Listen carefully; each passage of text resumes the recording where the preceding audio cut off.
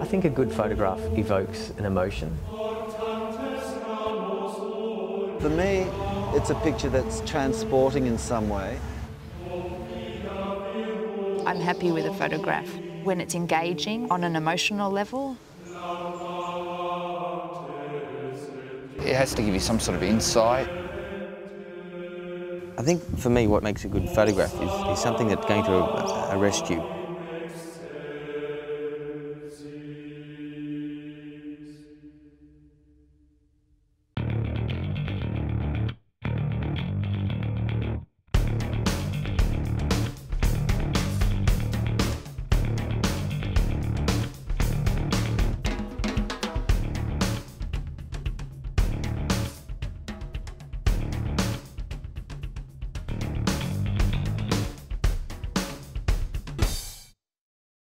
One day I was wandering down the street close to Christmas time, and there was a homeless man dressed as Santa, and I'd seen him on the same street corner day after day, but I'd never seen him dressed as Santa Claus. But not only was he dressed as Santa Claus, but he had all these signs around him asking for money, and he was asleep.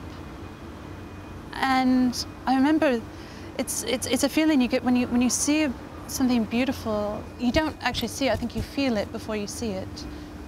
At protests in general, everything's really crazy, so it's hard to sort of, you've got to look to isolate people in sort of situations within all the madness.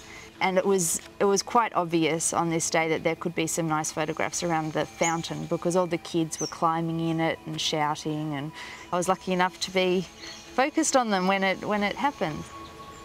I was running late to the Chinese New Year this year, and as I was running towards the parade, I spotted these beautiful girls dressed in these amazing teacup costumes crossing this long CBD road, and I couldn't believe it. And then in the background there was this policeman who had this helmet on, and he just looks completely out of place. I've photographed Muslim prayer so many times, but I just wanted to do it just a little bit different. So I had an idea to actually photograph it at very slow shutter speed to get that idea of the movement. That was actually a job assigned to me while working with the Herald. I sort of hung out there for a while, and then a lady with two girls come riding through on scooters, and I think it was a good image to where it married the social aspect and people living there with it, these monolithic structures.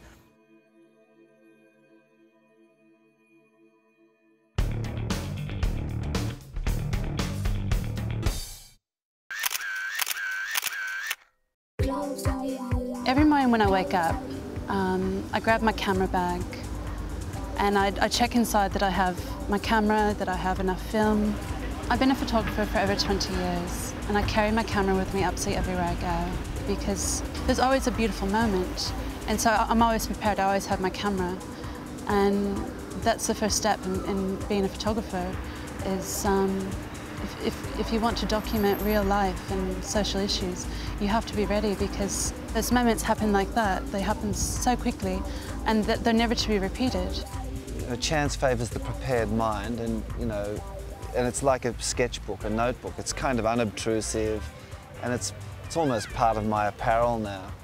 And you want to actually photograph a lot so that you can photograph almost by blinking, because you don't want the camera to come in between you and what you're moved by. You want the picture almost to make itself.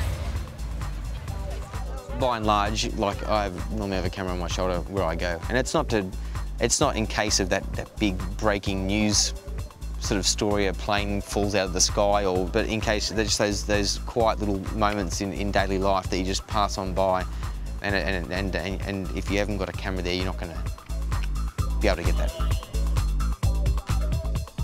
I study a subject before I take the photo. My approach to photography is always to look at something and study and try and find the truth in that image and work out how then best to make that image look better. So I will set up something and document it in my head and then go back and recreate that. But then during that time, things happen and it becomes a moment. But because I use artificial lighting, I use flash equipment generally in my photography, you can't capture the moment, so you have to recreate it and wait for the moment to happen within that time frame.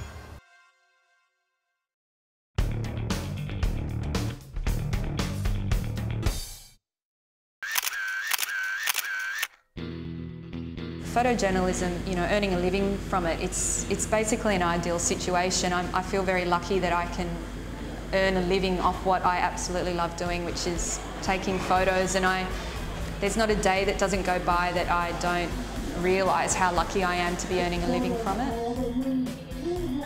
I work a couple of days on the Sydney Morning Herald still. I've worked on and off there for almost 18 years. I work for the newspaper and have done for about 24 years. Currently I'm working 4 days a week, so I can sort of have time to follow my own projects in my own time. And basically I don't have any other hobbies. Yeah, I also work for a living as a professional photographer doing advertising work, as well as for design companies and for quite a few magazines. I think time is a really big issue. So when I go to a job for the Herald, unless it's a remarkable situation, often I have time restraints. Whereas in my own personal work, I have the ability to wait hours, days, whatever it may be, and to come back to it. I do work on long series of work basically. So with the newspapers, it's always very quick. So the good thing about documentary photography is that you can work on something for a year or two, and so there's no pressure to instantly get a good photo, so you can really get to know your subject matter and build up a relationship with whoever you're photographing. Nowadays I prefer working on a series for a longer period of time. My most recent project, I've been working for about 2.5 years now, and I feel that it's just evolving into something I like. I sometimes look back at earlier projects and think, oh, if I spend another week or two, you know, maybe going into their lives a bit further, it would have been a more mature project. But yeah, I much prefer spending time on a subject, like watching a plant grow. You know, you just keep watering it every now and then and it flourishes.